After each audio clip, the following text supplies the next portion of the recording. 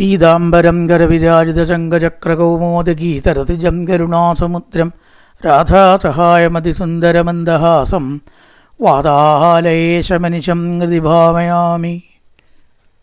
നമസ്കാരം. സനാതന ധർമ്മസംഹിതകൾ പങ്കുവയ്ക്കാനായുള്ള ചാനലായ മാതൃശ്രീയിലേക്ക് എല്ലാവർക്കും സ്വാഗതം. പ്രിയരെ, ചാനൽ സബ്സ്ക്രൈബ് ചെയ്യാനും ലൈക്ക് ചെയ്യാനും ഓർമ്മപ്പെടുത്തിക്കൊള്ളുന്നു. ശ്രീമദ് ഭാഗവതത്തിലെ നവമസ്കന്ധത്തിൻ്റെ അവസാന ഭാഗത്ത് കൃഷ്ണാവതാരത്തിൻ്റെ പ്രതിപാദ്യമുണ്ട് എന്ന് നമുക്ക് കാണാവുന്നതാണ്. കൃഷ്ണാവതാരം ദശമത്തിലാണ് തുടങ്ങുക, പക്ഷെ അതിൻ്റെ ഒരു പ്രാരംഭം നവമം അവസാനത്തിൽ തന്നെ പറഞ്ഞു വെച്ചിട്ടുണ്ട്. യദുവംശത്തിൽ വസുദേവരുടെ സംഗതികളും വർണ്ണിച്ച് കംസ സഹോദരിമാർ ആയിരിക്കുന്ന കുറേ പത്നിമാരെ സ്ത്രീകളെ വിവാഹം കഴിച്ചു. കംസ സഹോദരിമാരല്ലാത്തവരെയും വിവാഹം കഴിച്ചു. കംസ സഹോദരിമാരാണ് ശാന്തിദേവ, ഉപദേവ, ശ്രീദേവ, ദേവരക്ഷിത, സഹദേവ, ദേവകി, ത വസുദേവ ഉവാഹ. അവരെ വസുദേവരെ വിവാഹം കഴിച്ചു. വേറൊരു വിഭാഗം പത്നിമാരുണ്ടായിരുന്നു. പൗരവി, രോഹിണി, ഭദ്ര, മതിര, രോചന, ഇള. ഇത് കംസ സഹോദരിമാരല്ല. അത് രണ്ടാമത്തേൽ രോഹിണിയിൽ ബലരാമനും ആദ്യത്തേൽ ദേവകിയിൽ സർവേശ്വരനായിരിക്കുന്ന ഭഗവാനും ശ്രീകൃഷ്ണ സ്വരൂപമായിട്ട് അവതരിച്ചു. ഇത് ഭഗവാന്റെ പൂർണ്ണാവതാരം. ഏതേത് അംശകല പുംസാ കൃഷ്ണർത്തു ഭഗവാൻ സ്വയം. എല്ലാ ശക്തികളും എല്ലാ പ്രഭാവങ്ങളും എല്ലാ വിഭൂതികളും അടങ്ങിയ വിഷ്ണു ഭഗവാന്റെ അവതാരമാണ് കൃഷ്ണാവതാരം. അതാണ് ഇത്രയധികം പ്രാധാന്യം ഉണ്ടായിരിക്കുന്നത്. ബലരാമൻ്റെ അവതാരം രോഹിണിയിലുണ്ടായി എന്ന് പറഞ്ഞു. ഒരു അവതാരമായിട്ട് അതിനെ പറയണമൊന്നുമില്ല, ജനിച്ചു എന്നങ്ങനെ പ്രസ്താവിക്കണേ ഉള്ളൂ. ഒരു സഹോദരി ഉണ്ട് കേട്ടോ ഭഗവാന്. സുഭദ്രാച മഹാഭാഗ തവരാജൻ പിതാമഹി. രാജാവായിരിക്കുന്ന പരീക്ഷിത്തിനോടാണ് പറയണത്, രാജൻ അങ്ങയുടെ മുത്തശ്ശിയാണ് കേട്ടോ സുഭദ്ര. ആ സുഭദ്ര ആരാണ്? ഭഗവാന്റെ സഹോദരിയാണ്, പെങ്ങളാണ്. സുഭദ്രയുടെ മകൾ സുഭദ്രയുടെ മകൻ്റെ ഭാര്യയാണല്ലോ ഉത്തരയിലാണ് പരീക്ഷത്തുണ്ടായത്. അപ്പോൾ മുത്തശ്ശിയാണ് ആര്? സുഭദ്ര. അപ്പോൾ ഭഗവാനും പരീക്ഷിത്ത് കേൾക്കുന്ന ആളുമായിട്ട് ഇത്ര ബന്ധമുണ്ട്, അടുത്ത ബന്ധമുണ്ട് എന്നങ്ങോട്ട് ഓർമ്മിപ്പിച്ചപ്പോൾ പരീക്ഷത്തിന് വല്ലാത്തൊരു സന്തോഷം. ഈശ്വര, ആ ഒരു വംശത്തിലാണോ താൻ പിറന്നത്? ആ മുത്തശ്ശി, തൻ്റെ മുത്തശ്ശിയാണ് ഭഗവാന്റെ സഹോദരി എന്ന് പറഞ്ഞാൽ എത്ര അടുത്തായി ബന്ധം. എല്ലാവരെയും പോലെയല്ല. ഇപ്പോൾ ശുഗമഹർഷി പറയുകയാണ്, യഥേകധർമ്മസ്യ ക്ഷയോ വൃദ്ധിശ്ച പാത്മന തഥാതു ഭഗവാനീശ ആത്മാനം ധജതേ ഹരി. എവിടെയൊക്കെ ധർമ്മം ക്ഷയിച്ച് അധർമ്മം വർദ്ധിക്കുന്നുണ്ടോ അവിടേക്ക് സർവാത്മാവായിരിക്കുന്ന ഭഗവാൻ ഏതെങ്കിലും രൂപത്തിൽ അവതരിക്കും. നക്യസ്തജന്മനോ ഹേതോ കർമ്മണോ വാ മഹീപതേ ആത്മമായാം വിനേശസ്യ പരസ്യ ദൃഷ്ടുമാത്മനാ. ശരിക്കും ഭഗവാന്റെ അവതാരത്തിന് വല്ല കാരണം വേണോ? ഒരാളുടെ ഗർഭത്തിൽ ജനിക്കേണ്ട ആവശ്യമുണ്ടോ ഭഗവാന്? നമ്മളെപ്പോലെ 10 മാസം അവിടെ അമ്മ ചുമന്നിട്ട് കിടക്കുക അല്ലേ? ജനനവും മരണവും ഇല്ലാത്ത ആളാണ്. ഈ പ്രപഞ്ചം മുഴുവൻ ഉണ്ടാവണതിൻ്റെ മുമ്പുണ്ടായ ആളാണ്. ഒരു ഗർഭത്തിൽ ഇങ്ങനെ കൈയും കാലും ഒതുക്കി കിടക്കുക. പരീക്ഷിത്തെ അത്ഭുതമല്ലേ ആലോചിച്ച. നക്യസ്ത ജന്മനോ ഹേതു. ഭഗവാന്റെ ജന്മത്തിന് ഹേതു വേണ്ട, അമ്മ വേണ്ട, അച്ഛൻ വേണ്ട, ഒന്നും വേണ്ട. എന്നാലും ലോകത്തെ രക്ഷിക്കാൻ വേണ്ടിയിട്ടുള്ള ഭഗവാന്റെ കാരുണ്യമാണ് ഈ അവതാരങ്ങൾ എന്ന് പറയാം അല്ലേ? കർത്താത്തെ സൃഷ്ടിചേഷ്ട എന്നുള്ള ശ്ലോകത്തിൽ നാരായണീയത്തിൽ എന്തിനാ ഈ സൃഷ്ടി? ലോകത്തിനെ അനുഗ്രഹിക്കാൻ വേണ്ടിയിട്ടാണ്. അങ്ങനെ ഭഗവാൻ ജനിച്ചില്ലായിരുന്നുവെങ്കിൽ ഭഗവാനെ പറ്റി നമുക്ക് പറയാൻ പറ്റുമായിരുന്നോ? കേൾക്കാൻ പറ്റുമായിരുന്നോ? ഭാഗവതത്തിൽ പ്രസ്താവിക്കാൻ പറ്റുമായിരുന്നോ? അതുകൊണ്ട് ഭക്തന്മാരുടെ ആനന്ദത്തിന് വേണ്ടിയിട്ടും ലോകത്തെ രക്ഷിക്കാനായിക്കൊണ്ടുമാണ് ഈ അവതാരാദി അഭ്യാസങ്ങൾ എന്ന് പറയാൻ വേണമെങ്കിൽ ഭഗവാൻ സ്വീകരിക്കുന്നത് കേട്ടോ. അക്ഷോഹിണീനാം പതിബ് അസുരേർദൃബലാഞ്ചനി പൂർവ ആക്രമ്യമാണായ അപാരായ കൃതോദ്യമ. ജരാസന്ധൻ, കംസൻ മുതലായിട്ടവർക്കൊക്കെ അനവധി അക്ഷോഹിണി സൈന്യങ്ങളുണ്ട് കയ്യിൽ. അക്ഷോഹിണി എന്നൊക്കെ പറഞ്ഞാൽ എത്ര സംഖ്യ എന്നറിയോ? എത്രയോ ആയിരക്കണക്കിന് ആന, കുതിര, കാലാള്. ആ സംഖ്യ എവിടേക്കോ പറഞ്ഞിട്ടുണ്ട്. വ്യാഖ്യാനത്തിലൊക്കെ പറയുന്നുണ്ട് അത്രയും സംഖ്യ കൂടിയാൽ അത്രയും ഒരക്ഷൗഹിണിയാവുക. അങ്ങനെ എത്രയോ അക്ഷൗഹിണി പട സൈന്യങ്ങളുള്ള ദുഷ്ട ദുഷ്ടരാജാക്കന്മാരാണ്. നല്ല ആൾക്കാർക്ക് വെച്ചാൽ പോട്ടെ. അപ്പോൾ ഭൂമിയെ വല്ലാതെ കഷ്ടപ്പെടുകയല്ലേ ചെയ്യുക. ശക്തിയുണ്ട് അവർക്കൊക്കെ. ആ ശക്തി വെച്ചിട്ട് എന്ത് ചെയ്യും? ഭൂമിയെ ദ്രോഹിക്കും. കഴിയുന്നത്ര ദ്രോഹം ചെയ്യുള്ളൂ അവർ. നല്ലതൊന്നും അവർ ചെയ്യില്ല. രാവണനെ പോലെയുള്ള ആൾക്കാരാണ്. ഭൂവാക്രമ്യമാണായ ഭൂമിയെ ആക്രമിച്ച് ദ്രോഹിക്കുമ്പോൾ എന്തു ചെയ്യും? അപാരായ കൃതോദ്യമ, ഇവരെ കല്യായ്മ ചെയ്ത് ഭൂമിയെ ഭാരരഹിതയാക്കി മാറ്റണം. ഈ ഭാരത്തിൽ നിന്ന് ഭൂമിയെ ഒഴിവാക്കി കൊടുക്കണം. അതിനു വേണ്ടിയിട്ടാണ് ഭഗവാൻ ജനിച്ചത്. ആ ഭഗവാന്റെ കർമ്മങ്ങളോ കർമ്മണ്യപരിമേയാണി മനസാപി സുരേശ്വരി. ദേവന്മാർ ഇന്ദ്രാദികൾക്ക് പോലും മനസ്സുകൊണ്ട് മുഴുവൻ സ്മരിച്ച് കിട്ടാത്ത വൈഭവമുണ്ട് ഭഗവാന്റെ കഥയ്ക്ക്. സാധാരണ മനസ്സിലൊക്കെ സ്മരിക്കാൻ പറ്റണതാണോ ഭഗവാന്റെ അപാരമായിട്ടുള്ള ലീലകൾ? നേരത്തെ തന്നെ പറഞ്ഞു, ഹരേർ അത്ഭുതകർമ്മണ. അത്ഭുതകർമാവായിരിക്കുന്ന ഭഗവാന്റെ കർമ്മങ്ങൾ, അതിൻ്റെ രഹസ്യം എങ്ങനെ വ്യാഖ്യാനിക്കണം, ഇതൊന്നും എളുപ്പമല്ല. അപാരമായ ആ കർമ്മം ആണ് ഭഗവാൻ ചെയ്യുന്നത്. അഗാധമായിട്ടുള്ള അർത്ഥത്തോടു കൂടിയിട്ടുള്ള കർമ്മമാണ് ഭഗവാൻ ചെയ്യുന്നത്. നമ്മൾ ചെയ്യണ പോലുള്ള ചേഷ്ടകളല്ല. ഉണേച്ചു കിടന്നു ഉറങ്ങി വർത്തമാനം പറഞ്ഞു ഇതാണോ? അല്ല. മനസാപി, മനസ്സുകൊണ്ട് പോലും സ്മരിക്കാൻ പറ്റാത്തതായ സംഹർഷ സംഘർഷണ ചക്രേ ഭഗവാൻ മധുസൂദന. എന്താ 3 ദിവസം കഴിഞ്ഞപ്പോഴാണ് സൂതനെ കൊന്നത് എന്നാണ്. അത്ഭുതമല്ലേ? വേറെ ആരൊക്കെ ചെയ്യാൻ പറ്റുമോ അല്ലേ? അതാണ് കൽത്തുറുങ്കിലൊന്നമ്മ കണ്ട ദിനം മുതൽ അവസാനം പാദത്തിൽ വേടൻ്റെ അസ്ത്രമേറ്റ് മരിക്കുന്നത് വരെ കണ്ണൻ കപടഗോപാലൻ ചെയ്തതായിട്ടുള്ള പ്രവൃത്തികൾ അത്രയും അത്ഭുതം. വർണ്ണിച്ചാ തീരാത്തതാണ് അല്ലേ? ആണ് ഈ സപ്താഹത്തിൽ എപ്പോഴും സമയം തികയാന്നൊരു അനുഭവമേ ഇല്ല. സമയം തികഞ്ഞ് വരില്ല, തികയാതിരിക്കുക എന്നല്ലാണ്ട് എപ്പോഴെങ്കിലും സമയം അധികമായിട്ട് കേട്ടിട്ടുണ്ടോ? ഇന്ന് വരെ ഉണ്ടായിട്ടില്ല, ഇനി ഉണ്ടാവില്ല. അപ്പോൾ എത്ര പറഞ്ഞാലും സംഘർഷനോട് കൂടിയിട്ട് ബലരാമനോട് കൂടി ചെയ്ത കർമ്മങ്ങൾ പറഞ്ഞു തീർക്കാൻ പറ്റുന്നതല്ല. എന്താണ് അതിൻ്റെ ഗുണം? കലോജനിഷ്യമാണാനാം ദുഃഖശോക തമോനുദം. ദുഃഖത്തിലും ശോകത്തിലും മുങ്ങിയ മനുഷ്യൻ ആർക്കും അതില്ലാത്ത ഒക്കെ പുറത്തേക്ക് കണ്ട കേമാന്നിൽ ഉള്ളിലേക്ക് നോക്കിയാൽ ഒന്നല്ലെങ്കിൽ ഒന്ന് സങ്കടപ്പെട്ടും കൊണ്ടാവും നടക്കുന്നുണ്ടാവും. ഓരോരുത്തരുടെ ദുഃഖം അവരോട് ചോദിച്ചാലല്ലേ അറിയുള്ളൂ. എന്നാൽ അവർക്കിതാ ഒരാശ്വാസത്തിൻ്റെ നാളമുണ്ട്. ഭാഗവതം ഈശ്വരകഥ കേട്ടോളൂ, എല്ലാ ദുഃഖവും ഇല്ലാണ്ടാവും. ഇവിടെ ദുഃഖമില്ലാണ്ടാവുന്നല്ല കേട്ടോ പറഞ്ഞത്. ശ്രദ്ധിക്കണം വാക്ക്. അല്ലെങ്കിൽ ഇതൊക്കെ പറയണു ഞങ്ങൾക്ക് ഇന്ന ദുഃഖം. ഏത് ദുഃഖം അപ്പം ഭഗവാൻ തീർത്ത് തന്നത്? ഞാനടക്കം ചിലപ്പോൾ ചോദിച്ചിട്ടുണ്ട്. ഞാൻ അപ്പം അത്ര വലിയ ആളൊന്നും അല്ലല്ലോ. അപ്പോൾ അതല്ല അതിൻ്റെ അർത്ഥം. ദുഃഖം തീർത്ത് തരിക എന്ന് പറഞ്ഞതിൻ്റെ അർത്ഥം എടുക്കണം എന്ന് പറയാൻ കാരണം അതാ. ദുഃഖം നമുക്ക് അനുഭവപ്പെടാതിരിക്കും. വണ്ടർലൈൻ ചെയ്യേണ്ട ഒരു വാക്കാണ്. ദുഃഖം അവിടെ ഉണ്ടാവട്ടെ, അതിനല്ലേ ജീവിതം.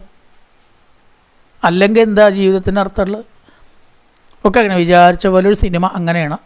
നായകൻ നായികയെ കണ്ടു, കല്യാണം കഴിച്ചു, സുഖമായിട്ട് ജീവിച്ചു, കുട്ടികളുണ്ടായി, ചോറ് വെച്ചു, കൂട്ടാൻ വെച്ചു. ആ കഥ ആരെങ്കിലും കാണുമോ? അതിനൊരർത്ഥമില്ല. ഏതെങ്കിലും ഒരാൾ മരിക്കണം, അല്ലെങ്കിൽ ഒരാളെ വേണ്ടാക്കണം അല്ലേ? വിവാഹം കഴിക്കണതിന് അച്ഛൻ തടസ്സം നിൽക്കണം, അത് മത്സരിക്കണം, ചില മരണം ഉണ്ടാവണം. അങ്ങനെ അതിലായപ്പോഴേ അത് കഥയേ ഉള്ളൂ. അപ്പോൾ ഭഗവാനും അതുപോലത്തെ ഒരു കഥയാണ് ഈ ജീവിതം, ഈ ലോകം. ഭഗവാനെ സംബന്ധിച്ച് ഒരു സാഹിത്യമാണ്, ഉള്ളതല്ല. ഓർമ്മിക്കണം, ഇതുണ്ടാക്കിയതാണ്. ഭഗവാനെ സംബന്ധിച്ചും ജ്ഞാനികളെ സംബന്ധിച്ചും പ്രപഞ്ചമുണ്ടോ? ഇല്ല. അജ്ഞാനികളെ സംബന്ധിച്ചില്ല. അപ്പോൾ അതിൽ രസം വേണ്ടേ? അതിൻ്റെ തനിമയ്ക്ക് വേണ്ടി ദുഃഖം കൊടുക്കും. പക്ഷെ ആ ദുഃഖം എന്തുണ്ടാവില്ല, അനുഭവിക്കേണ്ടി വരില്ല. അവിടെയാണ് വ്യത്യാസം. ദുഃഖമൊന്നും നമുക്കുള്ള പ്രശ്നം നമ്മുടെ കർമ്മഗതി രാമായണത്തിൽ പറയുന്നുണ്ടല്ലോ, നമ്മൾ അനുഭവിക്കുക തന്നെ വേണം. പക്ഷെ ആ കർമ്മം ദുഃഖമായിട്ട് തോന്നാതിരിക്കുക, അത് വലിയൊരു കാര്യമാണ്, ചെറിയ കാര്യമല്ല. അപ്പോൾ കുട്ടികളില്ലാത്ത പൂന്താനത്തിന് കുട്ടികളില്ലാത്ത ദുഃഖം പോയി എന്ന് പറഞ്ഞാൽ പിന്നെന്താ? കുട്ടികളുണ്ടായിട്ടല്ല പോയതെന്ന് ഓർക്കണം. കുട്ടികളുണ്ടായിട്ടല്ല പോയത്. ഉണ്ണികൃഷ്ണൻ മനസ്സിൽ കളിക്കുമ്പോൾ ഉണ്ണികൾ മറ്റു വേണമോ മക്കളെ? എന്ത് ഉണ്ണി ഇപ്പോൾ ഇല്ലെങ്കിൽ എന്താ, നല്ലൊരു ഉണ്ണിയില്ലേ? അവിടേക്ക് എത്തണം. പക്ഷേ അതിന് വഴിയുണ്ട്, എളുപ്പമാണ്. കഥകളാണ്, കേട്ടാൽ മതി. ഈ മാതിരി കഥകൾ കേൾക്കുമ്പോൾ തന്നെ നമ്മുടെ മനസ്സിൽ നിന്ന് അതൊക്കെ അങ്ങോട്ട് പോവും. മെമ്മറി കാർഡോ പെൻഡ്രൈവ് ഡിലീറ്റ് ചെയ്യണ പോലെ നമ്മുടെ മനസ്സിലത്തെ സർവ്വ ദുഃഖം അങ്ങോട്ട് താൽക്കാലികമായിട്ടെങ്കിലും മാച്ച് കളയുകയാണ് ചെയ്യണത്. അല്ലാണ്ട് ആ സംഗതി അവിടെ നിന്നും പരിഹരിക്കപ്പെടണില്ല, ഉണ്ടാവണമെന്നില്ല. ഇനി കുചേലൻ ദുഃഖം അനുഭവിച്ചു, ദാരിദ്ര്യത്തിന് വല്ല അറുതി ഉണ്ടായിരുന്നു. അങ്ങനത്തെ ദാരിദ്ര്യമാണോ അനുഭവിച്ചത്? ഈ ലോകത്തിൽ ആർക്കും ഇല്ല. അദ്ദേഹം ആ ദുഃഖം അറിഞ്ഞില്ല, അതൊക്കെ ഉള്ളതല്ലേ. അങ്ങനെ ലോകത്തിലെ ദുഃഖത്തെ അനുഭവഘോഷരല്ലാണ്ടേക്കുക, അല്ലാണ്ട് ദുഃഖത്തെ പ്രശ്നം അവിടെ സോൾവ് ആവണില്ല. എന്നാലും വേണ്ടില്ല, മനുഷ്യ ശരീരം കൊണ്ട് ഭഗവാനെ അറിയാലോ എന്ന സന്തോഷം ഈ കഥകൾ കേൾക്കുമ്പോൾ നമുക്കുണ്ടാവും. കലോ ജനിഷ്യമാണാനാം ദുഃഖശോക തമോനുദം. ഇവിടെ ഭഗവാൻ എൻ്റെ ദുഃഖം തീർത്ത് തന്നില്ല എന്ന് പറയരുത്. ദുഃഖം തീർത്ത് തരും. വേണ്ട പോലെയാണെങ്കിൽ നമ്മുടെ മനസ്സിലത്തെ ദുഃഖം തീരും. ചിലപ്പോൾ അല്ലാണ്ട് ഈ തീർക്കട്ടോ. പ്രാർത്ഥന കൊണ്ട് കാര്യസാധ്യം ഉണ്ടായിട്ടുള്ള എത്രയോ അനുഭവമുണ്ട്. അഥവാ ഇല്ലെങ്കിൽ അത് ഭഗവാനെ പഴിക്കരുത്. അത് വലിയൊരു തെറ്റാണ് നമ്മൾ ചെയ്യണത് എന്ന് ഓർക്കണം. അനുഗ്രഹായ ഭക്താനാം പുണ്യം ബദനോത്യശ. അല്ലേ, ഇപ്പം ഈ സമയത്തെങ്കിലും വേറെ വല്ലതും നമ്മുടെ മനസ്സിലേക്ക് വരുന്നുണ്ടോ? അത് വലിയൊരു കാര്യമല്ലേ. വേറെ എന്തുകൊണ്ടെങ്കിലും നമുക്കത് പറ്റുമോ? യസ്മിൻ സൽക്കർണ പീയൂഷേ യശത്തീർത്ഥവരേ സകലിൽ ശ്രോത്രാഞ്ജലി രൂപത്പൃശ്ച തൊനുതേ കർമ്മവാസനാം. ചെവിയിലങ്ങോട്ട് വന്ന് പതിച്ചാൽ കർമ്മവാസനകൾ എവിടേക്കാണ് പോവുക എന്ന് പറയാൻ പറ്റില്ല. ഈ ഭോജന്മാർ, വിഷ്ണികൾ, അന്ധകന്മാർ, ശൂരസേനന്മാർ മുതലായിട്ടുള്ള അവിടെയൊക്കെ ഭഗവാൻ ചെയ്തതായിട്ടുള്ള ആ പ്രവൃത്തികൾ കൊണ്ട് നൃലോകം രമയാമാസ. മനുഷ്യരാശി മുഴുവനെ സന്തോഷിപ്പിച്ചു ഭഗവാൻ. ഒരാളെ രണ്ടാളെ അല്ല, നൃലോകം രമയാമാസ മൂർത്തിയ സർവാംഗരമ്യയാം. ഞാൻ വളരെ ചുരുക്കി പറയണ യസ്യാനനം മകരകുണ്ടലചാരു കർണഭ്രാജ കപോല സുഭഗം സവിലാസകാസം നിത്യോത്സവന്ന തദൃഭദ്ശിബിപ്രിബന്ധ്യോ നാര്യോ നരാശ്ചമുദിത കുപിതാനിമേശ്ച. മനോഹരമായിട്ടുള്ള മകരകുണ്ടലങ്ങളൊക്കെ അണിഞ്ഞ് മനോഹരമായിട്ടുള്ള കവിൾത്തടങ്ങൾ, പുഞ്ചിരി, ഇതെല്ലാം ഗോപസ്ത്രീകൾക്ക് നിത്യ ഉത്സവമായി. അമിതാഹ്ലാദം തരുന്നതിനത്രേ ഉത്സവം എന്ന് പറയുക. ഉത്സവം സന്തോഷിക്കാനാണ്. അത് ഗോപസ്ത്രീകളുടെ കണ്ണിന് കൃഷ്ണലീലകൾ എന്തായിട്ട് വന്നു? നിത്യോത്സവം. അവർക്കത് കണ്ട് കണ്ട് കണ്ട് മതിയാവാതെ കൺപോളകളെ ശപിച്ചു. അവർ അത്ര നേരം കൂടി കണ്ണിങ്ങനെ അടയുമ്പോൾ കൃഷ്ണനെ കാണാൻ പറ്റണില്ലല്ലോ. നിമിയാണത് ഉണ്ടാക്കിയതാണ്. കുപിതാനിമേശ്ച. കൺപോളകൾക്ക് അടയ്ക്കലും തുറക്കലും ഉണ്ടാക്കിയിട്ട് നിമിയാണ്. നിമിയുടെ കഥയിൽ നമ്മൾ കണ്ടു. മൂപ്പരാത്രി ഈ അടയ്ക്കലും തുറക്കലും ഉണ്ടാക്കിയത്. കടകൾ അടയ്ക്കലും തുറക്കലും ഇത് നിയമെന്ന് കേട്ടില്ലേ? അല്ലെങ്കിൽ നമുക്ക് കണ്ണടയ്ക്കാനും തുറക്കാനും പറ്റിയിരുന്നില്ല എന്നാണ്. എന്തിനാണ് ഈ അടയുമ്പോൾ കൃഷ്ണലീല കാണാത്ത വിഷമം? അവർക്ക് അത്ര കുറച്ച് നേരം പോലും കൃഷ്ണനെ കാണാതിരിക്കാൻ വയ്യ. കൺപോളകളെ ശപിച്ചു. യാദോഗത പിതൃഗാ പ്രജമേതിദാർത്ഥോ അത്വാരിബന്ധുതശതാനി കൃതോരുദാര പാത്യതേഷു പുരുഷ കഥഭിത്തമീജേ ആത്മാനമാത്മദിഗമം പ്രതയഞ്ജനേഷു പ്രത്യാസവൈ ഗുരുപരൻ ക്ഷഭയൻ ഗുരുണാം അന്തസ്ഥമുത്തകലിനാ വിധിഭൂപചമ്വ തൃട്ടാവിദൂയ വിജയേ ജയമുദ്നിഘോഷ്യ പ്രോച്യോബ്ധവായ ച പരം സമഗാത് സ്വധാമ. അച്ഛൻ്റെ ഗൃഹമായിട്ടുള്ള മധുരയിലാണ് ഭഗവാന്റെ ജനനം ഉണ്ടായത്. മധുരയിൽ ജനിച്ചതിന് ശേഷം കുറച്ച് കഴിഞ്ഞിട്ട് തലയിൽ എടുത്തു, കയ്യിലെടുത്തു, കയ്യിലെടുത്തുകൊണ്ട് നദി കടന്ന് ഇവിടെ വീട്ടിലേക്ക് കൊണ്ടാക്കി. പിന്നെ കണ്ടു കുറച്ചൊക്കെ കഴിഞ്ഞ് വൃന്ദാവനത്തിലെ ഇലകളും കുറച്ചുകൂടി കഴിഞ്ഞപ്പോൾ വീണ്ടും മധുരയിലേക്ക് തന്നെ വന്നു. കുറേ കാലം ഗോകുലത്തിലുണ്ടായി. ഗോകുലത്തിലെ ലീലകളും വൃന്ദാവന ലീലകളും കഴിഞ്ഞപ്പോൾ ഇതാ വീണ്ടും മധുരയിലേക്ക് വന്നു. അവിടുന്ന് ആ ഗോപികളെയൊക്കെ അനുഗ്രഹിച്ച് രുക്മിണിയെ വിവാഹം കഴിച്ച് ഉദ്ധവന് ഉപദേശം കൊടുത്ത് തൻ്റെ സ്വസ്ഥാനത്തേക്ക് പോയി. ഒറ്റ ശ്ലോകത്തിലുണ്ട് ആദോ എന്ന് പറഞ്ഞിട്ട് ഇല്ലേ, ഏക ശ്ലോക ഭാഗവതം. അതേപോലെ ചുരുക്കി കൃഷ്ണൻ്റെ കഥ ചുരുക്കി സുഭാഷി അവിടെ നിർത്തിയപ്പോൾ പരീക്ഷത്തിനുണ്ടായൊരു ആവേശം. ചിറകിട്ടാണ്ട് അടിക്കുകയാണ് ഭഗവാന്റെ കഥ കേൾക്കണമെന്ന്. ഒന്നങ്ങനെ അല്ലേ, നല്ല ദാഹം ഉണ്ടാകുമ്പോൾ ഒരു സ്പൂണ് വെള്ളം കിട്ടിയാൽ എന്താ ഉണ്ടാവുക?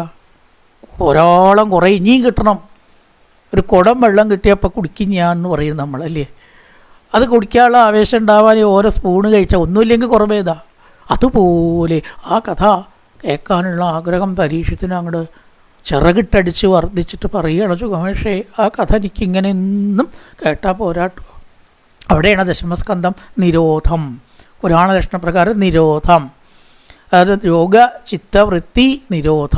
നമ്മുടെ മനസ്സിനെ നിരോധിക്കുക, വിഷയങ്ങളിൽ പോകുന്നത് നിരോധിക്കാനാണ് ഈ ദശമസ്കന്ധം.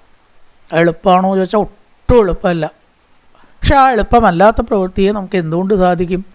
കൃഷ്ണകഥ കേൾക്കുന്നതുകൊണ്ട് പറ്റും. നിൽക്കുക അവിടെ എന്നും പറഞ്ഞ് ഭഗവാന്റെ കഥ നമ്മുടെ മനസ്സിനെ നിർത്തും എന്നാണ്. നമ്മൾ നിർത്തുമൊന്നും വേണ്ട, കൃഷ്ണകഥ നമ്മളെ നിർത്തിക്കോളും. വന്ന് ഇരിക്കാനോ കേൾക്കാനോ ഉള്ള സന്മനസ് കാണിച്ചാൽ മതി, ബാക്കി അത് കഴിച്ചോളും.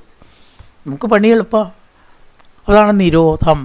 രാജാവ് പറയണം, രാജോവാച കഥിതോ വംശവിസ്താരോ ഭവതാ സോമസൂര്യോ രാജ്ഞാം ചോഭയവംശാനാം ചരിതം പരമാത്ഭുതം. ചുമേഷേ, സോമവംശത്തിൻ്റെയും സൂര്യവംശത്തിൻ്റെയും നേരത്തെ പറഞ്ഞു. ചന്ദ്രനെ നോക്കി പഞ്ചാംഗം ഉണ്ടാക്കണവർ കലണ്ടർ, സൂര്യനെ നോക്കി പഞ്ചാംഗം ഉണ്ടാക്കണവർ സൂര്യൻ. 2 തരത്തിലാണ് ലോകത്തിൽ. ആ വംശമാണ് 13 വരേക്കും, 13 കൂടി സൂര്യവംശവും 14 മുതൽക്ക് സോമവംശവും അങ്ങ് വർണ്ണിച്ചു. 24 അധ്യായമാണ് നവമസ്കന്ധം ഈ വംശവർണ്ണനയ്ക്ക് ഉപയോഗിച്ചത്. എന്നിട്ടോ കൃഷ്ണൻ്റെ കഥ വളരെ ചുരുക്കി പറഞ്ഞു. യഥോച്ച ധർമ്മശീലത്യതിതരാം മുനിസത്തമ തത്രാംശേനാവതീർണത്യ വിഷ്ണോർ വീര്യാണി ശംസന. യദുകുലത്തിൽ അവതരിച്ചിട്ട് മനോമോഹനമായ രീതിയിൽ ഭഗവാൻ കൃഷ്ണൻ ചെയ്തതായിട്ടുള്ള ലീലകളൊക്കെ ചുരുക്കിയിട്ടാണ് ഇപ്പോൾ പറഞ്ഞത്. ഇത്രയേ ചുരുക്കിയത്, വേറൊരു കഥ ഇത്ര ചുരുക്കിയിട്ടില്ല എന്ന് പറയാൻ വേണച്ചാൽ. അതുകൊണ്ട് അങ്ങനെയൊന്നും പറഞ്ഞാൽ പോരാ. വിഷ്ണോർ വീര്യാണി ശംസന, വിഷ്ണുവിൻ്റെ വീര്യങ്ങളെക്കുറിച്ച് ഞങ്ങളോട് പറയണമേ, വിസ്തരിച്ചിട്ടൊക്കെ കേൾക്കാൻ എനിക്ക് ആഗ്രഹമുണ്ട്. അവതീരേതോർവംശേ ഭഗവാൻ ഭൂതഭാവന കൃതവാൻ യാനി വിശ്വാത്മാ താനിനോ വധവിത്തരാട്. ഭൂതഭാവനായിരിക്കുന്ന ഭഗവാൻ യദുവംശത്തിൽ അവതരിച്ച് എന്തെല്ലാം കർമ്മങ്ങളാണ് ചെയ്തത് എന്ന വിസ്തരാത് ഒട്ടും ചുരുക്കാതെ പറയണം. ബാക്കിയൊക്കെ കുറച്ച് ചുരുക്കിയതുകൊണ്ട് ഇത് വിസ്തരിച്ചതുകൊണ്ട് 90 അധ്യായം കൃഷ്ണകഥയ്ക്ക് വേണ്ടി നീക്കി വെച്ച ഭാഗവത്തിൽ പകുതിയിലധികം കൃഷ്ണലീലകളാണ്.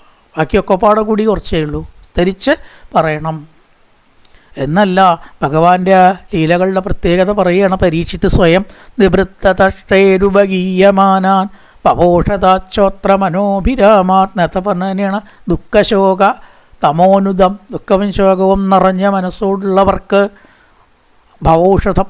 ഈ ഭവം എന്ന് പറഞ്ഞാൽ സംസാര ദുഃഖം, അതിന് നല്ലൊരൗഷധമാണ് ഈ കഥ.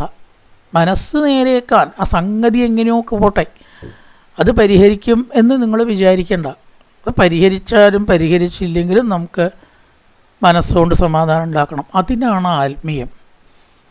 ഈ പ്രശ്നങ്ങളൊക്കെ ഉണ്ടാവും, അത് ജീവിതത്തിൻ്റെ ഭാഗമാണ്. അവിടെ ഇരിക്കട്ടെ, ഒക്കെ കഴിഞ്ഞിട്ട് നമുക്ക് കുറച്ച് ഈശ്വര വിചാരം ചെയ്ത് രസിക്കാമെന്ന് വെച്ചാൽ ചിലപ്പോൾ ഈ ജന്മം പറ്റില്ല. അലക്കൊക്കെ കഴിഞ്ഞിട്ടേ അലക്കുകാരന് കാശിക്ക് പോകാൻ പറ്റുമോ? അതുപോലെ ദുഃഖമൊക്കെ മാറിയിട്ട് വേണം മര്യാദയ്ക്ക് 2 സഹസ്രനാമം. അപ്പോൾ ഈ അമ്മ നോക്കണ്ട, അതൊക്കെ അവിടെ ഉണ്ടാവും. അതിൻ്റെ കൂട്ടത്തിൽ സമയം കണ്ടെത്തുക. അപ്പോൾ എന്തുണ്ടാവും? ആ ദുഃഖം നമ്മളെ ബാധിക്കാണ്ടേ ആവും. അല്ലാണ്ടപ്പോൾ എല്ലാ പ്രശ്നങ്ങളും നമുക്ക് ഒറ്റയടിക്ക് തീർക്കാൻ വല്ല ഫോർമുല കണ്ടുപിടിച്ചിട്ടുണ്ടോ? ഒരു മാർഗവും ഇതുവരെ ആരും കണ്ടുപിടിച്ചിട്ടില്ല. പണ്ടും അതെ, പണ്ട് ഈ ഭക്തന്മാരെയൊക്കെ നിങ്ങൾ നമുക്കൊന്ന് നോക്കി നോക്കി, എത്ര ദാരിദ്ര്യം ഉള്ള ക്രൂരമ്മ പാറ്റേരി എത്ര രോഗം കൊണ്ട് ബുദ്ധിമുട്ടി. എല്ലാവരും കഷ്ടപ്പെട്ടവരാണ്. ഇത്രയും ഭക്തന്മാർക്ക് കഷ്ടം ഉണ്ടാവാം വെച്ചാൽ ആരോഗ്യമായിട്ട് നല്ല പൈസയും കാറും ബംഗ്ലാവുമായിട്ട് ഇരിക്കുന്നതാണോ ഭഗവാനെ ഭരിച്ചാലുള്ള ഫലം? അതല്ല എന്ന് ഇതും തന്നെ വരുന്നു. പക്ഷെ അതിനെ ദുഃഖം ബാധിക്കാണ്ട് അവർ കണ്ടെത്തി. ഭവൗഷധാൻ ആണ് പറഞ്ഞത്. ഭവൗഷധാൻ ചോത്രമനോഭിരാമാൻ. കേട്ട് മനസ്സിലാക്കാൻ വളരെ കടിച്ചാൽ പൊട്ടാത്തതാണോ? അല്ല. അങ്ങനെയുള്ള സംഗതികൾ ഉണ്ടാവുകൊണ്ടാണ് ഇത് കൊണ്ടുവന്നത്. എളുപ്പമായിട്ടും ചെവിക്ക് മധുരമായിട്ടും ഭവിക്കുന്ന കഥകളാവട്ടെ, എന്നാൽ കുറച്ച് ആൾക്കാർ രസമായിട്ട് കേൾക്കൂലോ എന്ന് വിചാരിച്ച് കേൾക്കുമ്പോൾ സുഖമായി തോന്നുന്ന, സുഖം അനുഭവപ്പെടുന്നതായ ആ കഥ ആർക്കാണ് കേൾക്കേണ്ടതെന്നുണ്ടാവുക? കൗത്തമ ശ്ലോക ഗുണാനുവാദാൻ പുമാൻ വിരജേതവിനാ പശുഖ്നാൻ. പശുക്കളെ കൊല്ലണ ദുഷ്ടന്മാർക്ക് ചിലപ്പോൾ അത് കേൾക്കണ്ടെന്നുണ്ടാവും.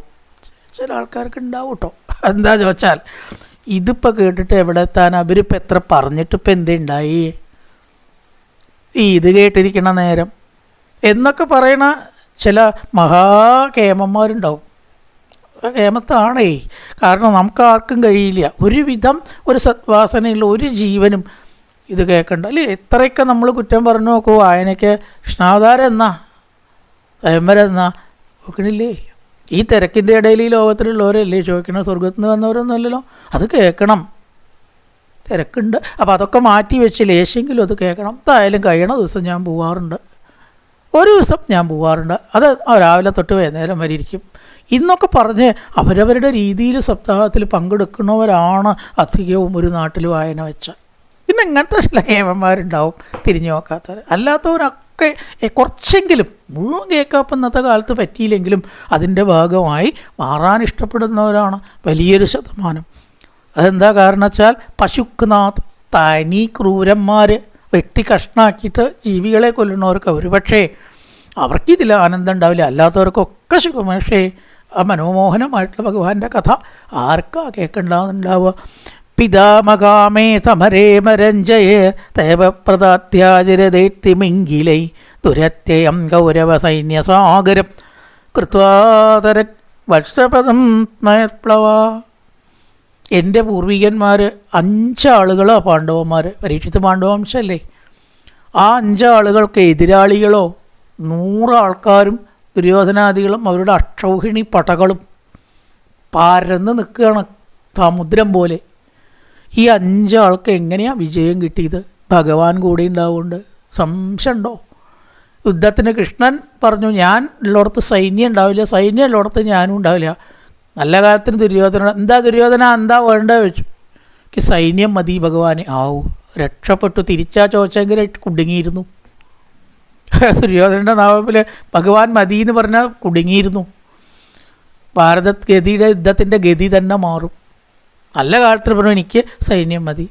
എന്നിട്ട് അർജുനനോട് ചോദിച്ചത്, അർജുന എന്താ തൻ്റെ പക്ഷം? ഭഗവാനെ അങ്ങുണ്ടാവുമ്പോൾ ഇനി എന്തിനാ വേറെ സൈന്യം? ഈ ലോകം മുഴുവനും ഇല്ലേ അങ്ങ്? തന്നിമിത്തം എന്തുണ്ടായി? കൗരവന്മാർ തറപറ്റി. ഞാൻ ഈ കഥ കേൾക്കാൻ ഇവിടെ ബാക്കിയാവും ചെയ്തു. അല്ലെങ്കിൽ ഞാൻ ഈ കഥ കേൾക്കാൻ ഇവിടെ ഉണ്ടോ സുഖമേഷേ? അതുകൊണ്ട് എനിക്ക് ആ ഭഗവാനോട് എത്ര കടപ്പാടുണ്ടെന്ന് അറിയോ? എത്ര വിപ്ലുഷ്ടമിതം മതംഗം. നീ ഒന്നും കൂടി പറയണം. അമ്മയായ ഉത്തരയുടെ ഗർഭത്തിൽ കരിഞ്ഞു പോകേണ്ടതാണ് ബ്രഹ്മാസ്ത്രത്തിൽ. ഞാനും ഉണ്ടാവില്ല, എൻ്റെ അമ്മയും ഉണ്ടാവില്ല. ബ്രഹ്മാസ്ത്രത്തിനോട് വല്ലതും കൂട്ടിയേ പറ്റൂ.